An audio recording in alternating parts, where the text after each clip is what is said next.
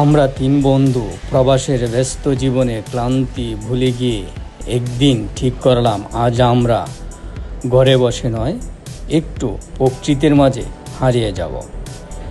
আমার জন্য অপেক্ষা করছে আমার বন্ধু মাসুদ মির্জা এবং শাহাদত হোসেন।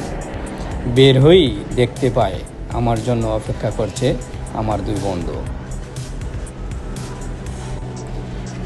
বিচে যাওয়ার পথ মাত্র 15 মিনিট, কিন্তু আমরা ভেবে নিলাম একটু অন্যরকম রাস্তা, জঙ্গলের ভেতর দিয়ে হাঁটতে হাঁটতে চলে যাব আজকে এই বিচে। চারপাশে সবুজে ঢাকা গাছ, মাঝে মাঝে পাখির ডাক আর একদম ফাঁকা পথ। বের হয়ে যাচ্ছি, শুরুতেই আমরা রেলিং দেখতে পাচ্ছেন।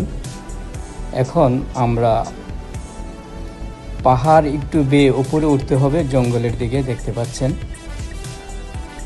উপরের দিকে উঠছি, দেখা যাচ্ছে সবুজে সবুজে ঘেরা সুন্দর পরিবেশ। আমার সামনে হাঁটছে আমার বন্ধু মাসুদ মির্জা, ক্যামেরায় আছে এখন শাহাদত হোসেন।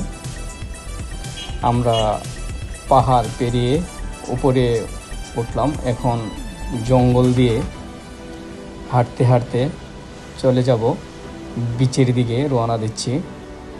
তার আগে আমরা সামনে যে একটি জঙ্গল দেখা যাচ্ছে, জঙ্গলটা দেখানোর চেষ্টা করলাম। পাশে দেখতে পাচ্ছি কয়েকজন তাইজিক মিলে তারা এখানে বসে আড্ডা দিচ্ছে, খাবার খাচ্ছে। আমরা রওনা দিয়েছি জঙ্গলের দিকে, দেখা যাচ্ছে তারা আমাকে বাই বাই টাটা দিচ্ছে আমাদেরকে। এখন ঢুকে পড়লাম জঙ্গলের ভিতরে, গহীন জঙ্গল, চারদিকে গাছপালা আর সবুজে ঘেরা। ভালোই লাগতেছে দেখতে, চমৎকার। শুধু জঙ্গল দেখা যাচ্ছে, গাছ আর জঙ্গল। জঙ্গলের ভিতরে দিয়ে হেঁটে যাব সেই পরিকল্পনা নিয়ে আমরা তিন বন্ধু হাঁটতে শুরু করলাম। অবশেষমেশ ফাঁকা দিয়ে দেখা দিল সেই কাঙ্ক্ষিত বালুর বীচ। সূর্য তখন অস্ত যাচ্ছে, চারদিকে সোনালি আলোর বাস। আবার দেখতে পাচ্ছি কিছু তাইজিক এবং রাসানরা মিলে ভলিবল খেলছে।